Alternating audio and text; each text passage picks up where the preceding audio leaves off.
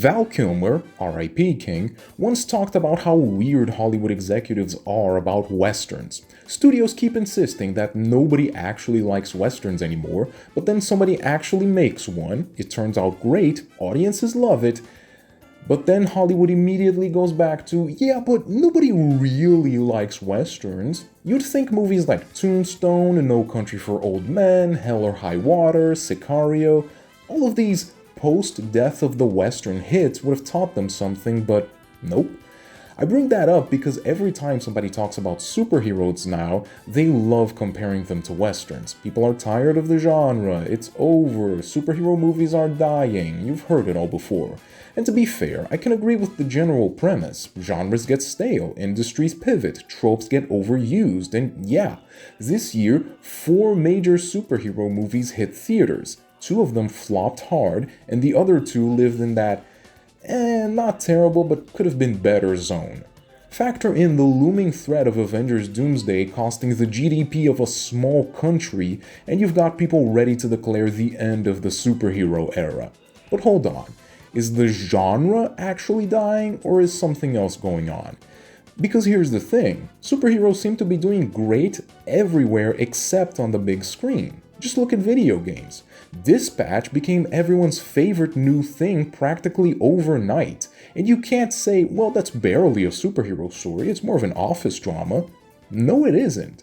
It wears superhero tropes on its sleeve. Same thing with Marvel Rivals, which is exploding right now, and upcoming stuff like Marvel Tokon, a fighting game from the creators of Guilty Gear, and Cosmic Invasion, a 2D beat-em-up, already have massive hype going into them.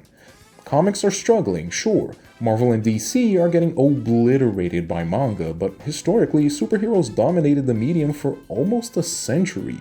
And even now, something like Absolute Batman is still pulling absurd numbers.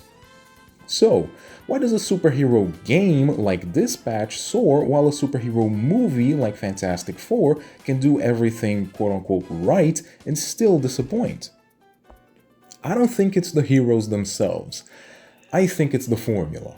You see, the MCU used to feel fresh because it had one foot in drama and one in comedy, Joss Whedon's signature cocktail. After the Avengers, Hollywood decided that that was the golden ticket, so instead of letting stories vary in tone, they tried to copy that exact same vibe for everything. The problem is that Whedon's writing, whatever you may think of the guy, isn't something you can mass-produce using a committee of B and C-list script doctors. Marvel tried anyway. Man, did they try.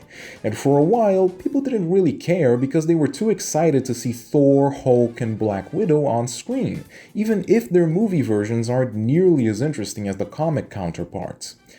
But eventually, the cracks started to show. There's only so many times you can hear somebody go, "So that just happened," before you develop an involuntary gag reflex to it. Meanwhile, the comics these movies are adapting never really felt like that. For example, Walt Simonson's Thor run is nothing like Frank Miller's Daredevil run, even though both of them were published at around the same time. The medium has always supported wildly different tones, styles, and creative approaches. The MCU didn't, which is one of the reasons why it never really captured that very specific Marvel feeling you get from the comics. Now, there are a few exceptions, like the more serious Captain America sequels, but overall, Marvel spent 10 years forcing every filmmaker into the same personality, and audiences got tired, not necessarily of superheroes, but of that specific brand of superhero storytelling. That's why something like The Boys could even exist in the first place. When people get tired of a formula, the edgy takedown version shows up. I think most people agree that the first season was pretty strong, but now the show just feels tired, man, like it's only still going because of inertia.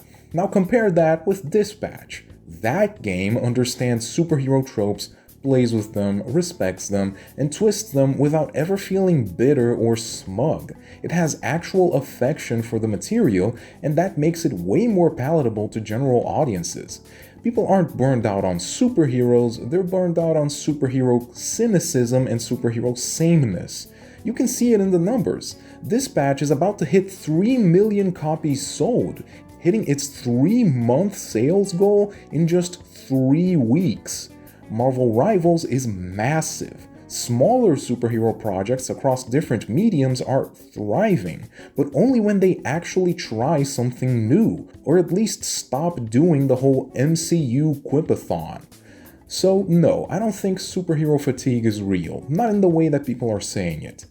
And just to be clear, this isn't me crying because I'm a fanboy and my beloved superheroes aren't the dominant cultural force anymore. I don't care about that. What I do care about is this. If you incorrectly diagnose the problem, you're never going to fix it. And right now, a lot of people are shouting superhero fatigue when the real issue is formula fatigue, and not even a formula exclusive to superhero movies. Exhibit A, the Jurassic World movies. Over-reliance on CGI? Check. Stupid humor undercutting potentially serious scenes? Check. Scripts that were obviously rushed and possibly not even finished until halfway into filming? Check. Unless you want to tell me Chris Pratt is a DC character, I don't think this is a superhero movie, and yet it has all the same issues people complain about. Shutting down all superhero media would A, potentially stop interesting, novel ideas like Dispatch from getting made, and B, not get rid of all the corporate slop Hollywood has been putting out. Here's what I think superhero media needs going forward. First, hit the brakes. Let Doomsday be the last chapter in this version of the MCU. Let the whole thing ride off into the sunset. Would Endgame have been the better ending? Yes, but better late than never. Second, stop trying to make every movie cost $500 million.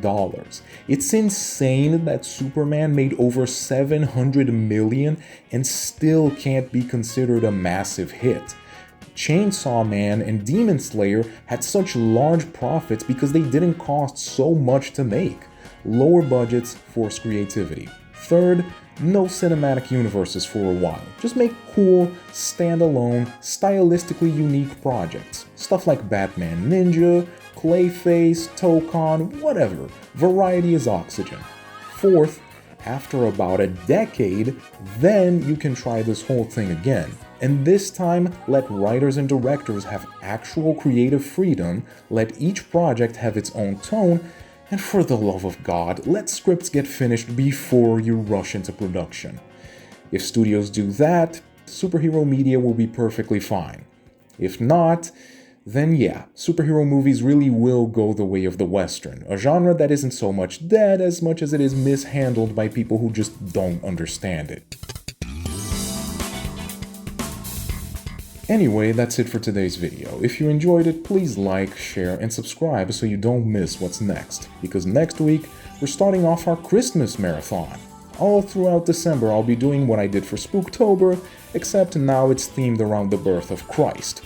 We're kicking things off with a review of an absolute classic, It's a Wonderful Life. See you there.